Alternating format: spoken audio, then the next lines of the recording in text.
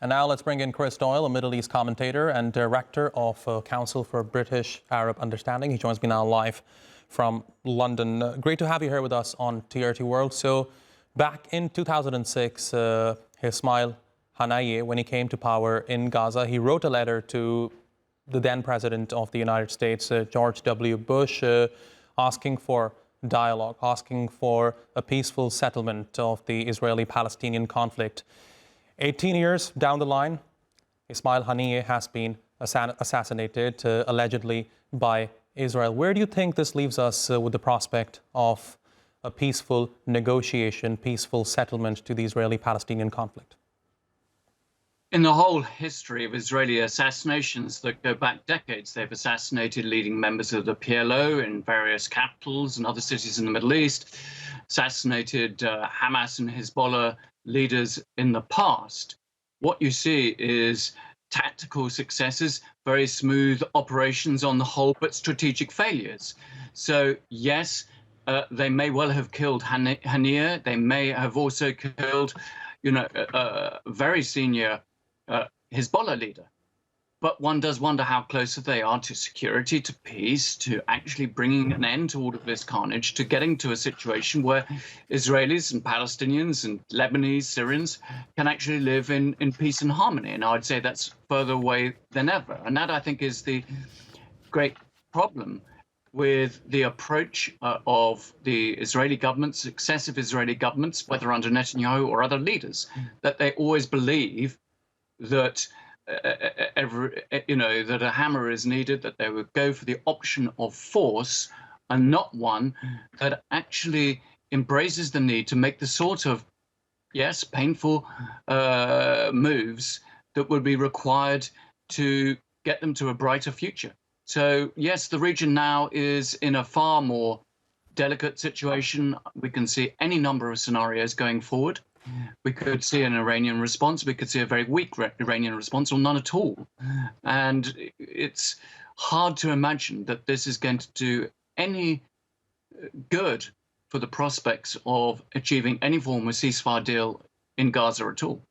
And Chris, what I find mind-boggling here is this silence coming from the White House. Do you think we're seeing this silence because the U.S. is heading towards elections, or there's something else? I think that the US will be minded that Haniyeh, as the leader of Hamas, was somebody obviously who had been a part of orchestrating, arranging for the 7th of October attacks.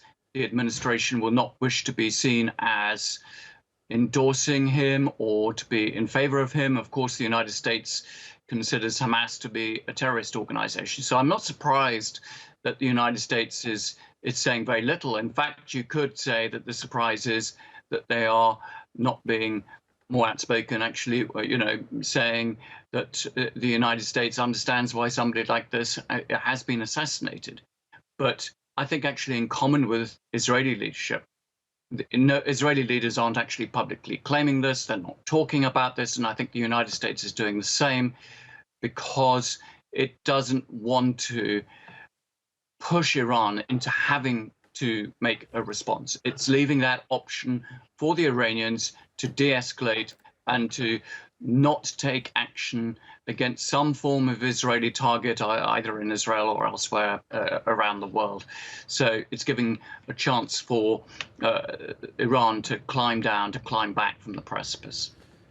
And Chris, Haniyeh is not the first Hamas leader to be assassinated. His predecessors were also assassinated. So I'm sure, there must be this concern, or perhaps people within Palestine must be questioning whether or not he's the last one to be assassinated. Or in other words, what do you think his assassination means for the future of Palestinian resistance?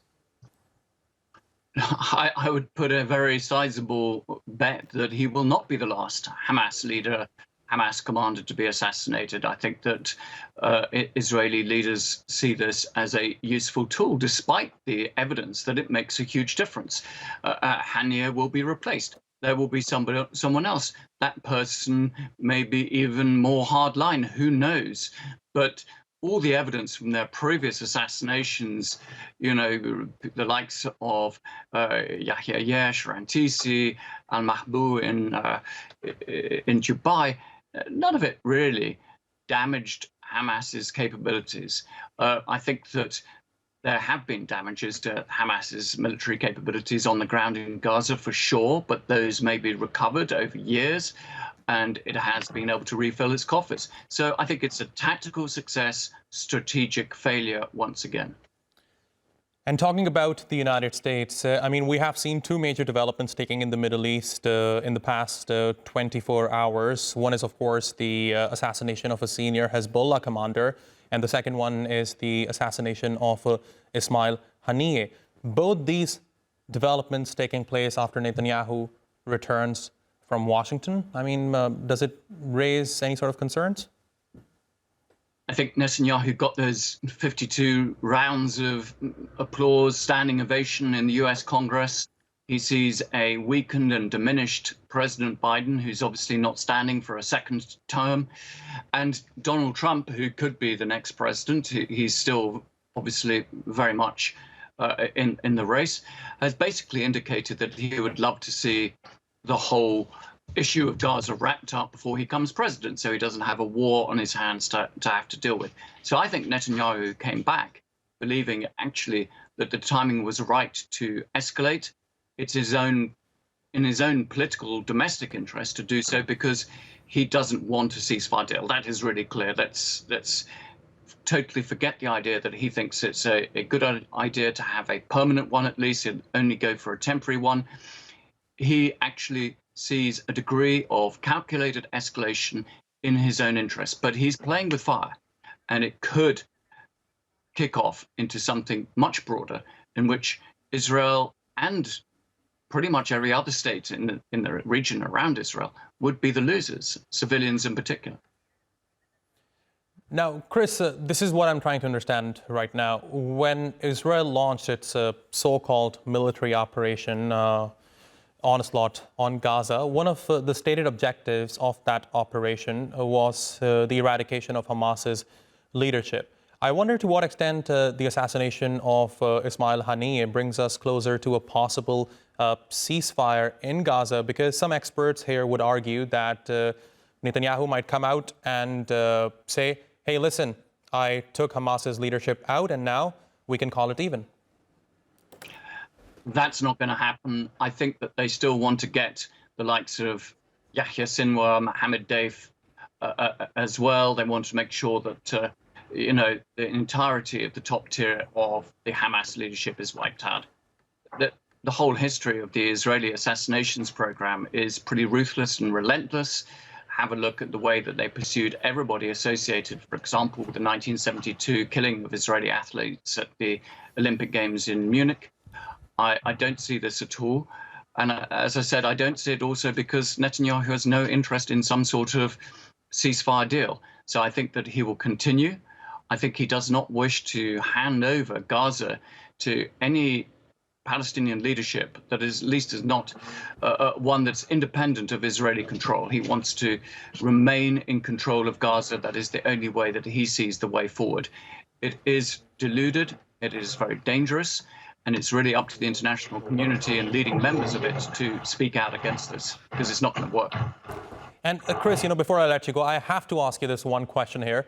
Why and how is it so convenient for Israel to violate the sovereignty of other countries and assassinate people with little to no reaction from the West?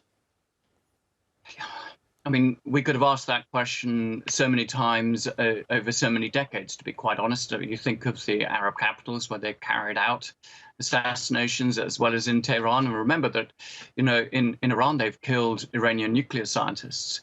They have killed the number two of the PLO. They have done this frequently and often to great embarrassment. Remember that the attempted assassination of Khalid Mashal in Jordan was actually very damaging to Israeli-Jordanian relations. That was actually in Netanyahu's first term as prime minister, but also it put back Israeli-Emirati relations. Arguably, there would have been normalization between Israel and the UAE had it not been in 2010 for the attempted assassination, the actual assassination of a senior Hamas leader in Dubai.